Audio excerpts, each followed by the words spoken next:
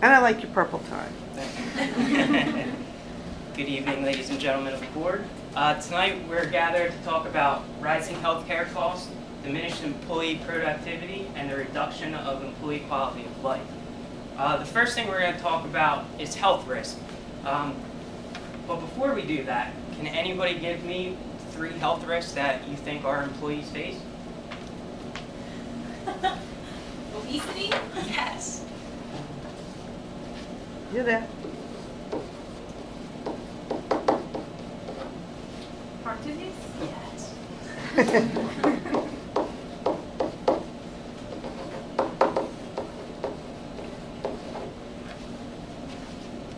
Diabetes?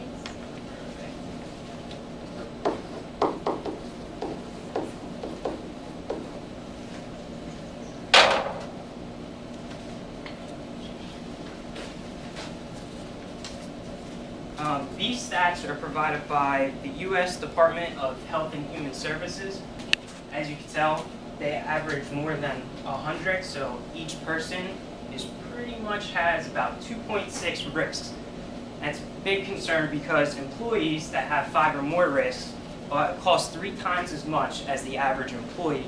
That's according to the American Institute of Preventative Medicine. With the rising healthcare costs, we can't afford to have employees with 5 or more because we can barely afford our average employee who costs a lot less. According to the U.S. Congressional Budget Office, as of 2010, $2.2 trillion was spent on healthcare costs annually by U.S. businesses. That's about 16% of our gross domestic product. It also stated that modifiable health-damaging behaviors account for 33% of all U.S. deaths. That's about 800,000 per year. You might not know, but modifiable health-damaging behaviors include things like tobacco use, excessive alcohol use, illegal drug use, lack of physical activity, and poor nutrition. Other costs are lack of productivity, increase in absenteeism, lack of employee engagement, and these costs, according to implementing corporate wellness programs, is about $370 billion per year. Despite these rising costs, there is a solution to the problem. Together, we can implement a corporate wellness program. To do that, there's 3 stages. There's the motivation stage, the education stage, and the facilitation stage. First, the motivation stage. We have to change corporate culture. In order to do that, we all need to participate in the corporate wellness program. Next, we could set corporate wellness goals, such as everyone fill out how many steps they take in a given day, and everybody meet those milestones. Another way of getting people involved is financial incentives, because as we all know, cash is king. We could do this by using profit sharing from the money we save in healthcare costs. We could also do non-financial incentives, such as additional days off. And the last way we're going to motivate our employees is by getting them engaged in social media, such as Facebook and stuff like that, so that one peer motivates another. The educational stage. We need to educate our employees on nutrition, exercise, stress management, and illness and injury prevention. We could do this in a multitude of different ways. We can use printed media. We can bring in educational speakers, motivational speakers, all of which will help inform our employees.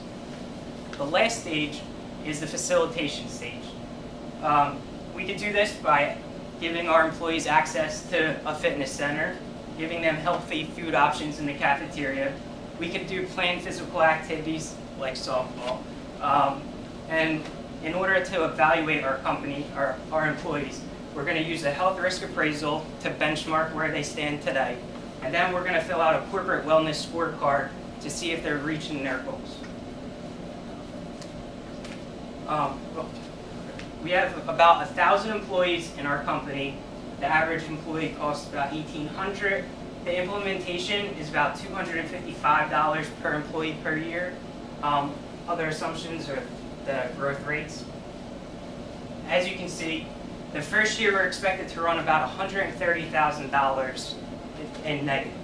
And then by the second year, we're about $6,000 to the positive, all the way up to year 5, where we're about $600,000 in cost savings. These are just some of the calculations.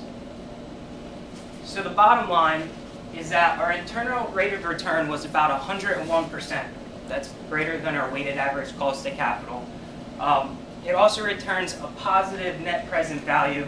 I think there's about $720,000. So therefore, we should accept the program. In conclusion, by implementing a corporate wellness program, we will reduce our employees' exposure to health risk and allow our company to become more profitable by reducing our future healthcare costs while improving our employees' well-being.